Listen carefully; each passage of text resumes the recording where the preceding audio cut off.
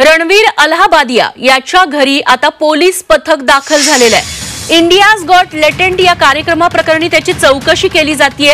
रणवीरचा स्पर्धकाला आक्षेपार्ह प्रश्न रणवीरने विचारलेला होता।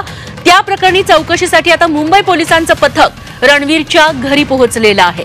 वर्सोवा पोलिसांचं पथक मुंबईतील रणवीर अलाहाबादियाच्या इमारतीत पोहोचलंय। अलाहाबादिया अंधेरीतील बे व्ह्यू अपार्टमेंट मध्ये राहतो।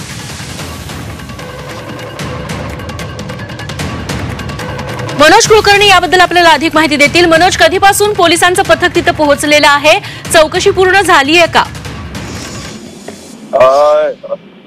रणवीर अलाहाबादिया यांनी जे वक्तव्य केलं होतं त्यावर आता सोशल मीडियाच्या माध्यमातून त्याच्यावर टीकेची झोड उठली होती आणि मुख्यमंत्र्यांनी सुद्धा यावर वक्तव्य केलं होतं। त्यानंतर मात्र पोलिसांनी आता या संदर्भात चौकशीचे आदेश दिले। वरिष्ठ पोलिसांनी चौकशीचे आदेश दिले होते आणि त्या अनुषंगाने आता पोलिसांनी जबाब घेण्यासाठी त्याला बोलावलं होतं, परंतु तो त्या ठिकाणी पोहोचला नव्हता। त्यानंतर त्याच्या घरी सुद्धा पोलीस गेलेले आहेत, त्याची चौकशी करत असल्याची माहिती समोर येत आहे।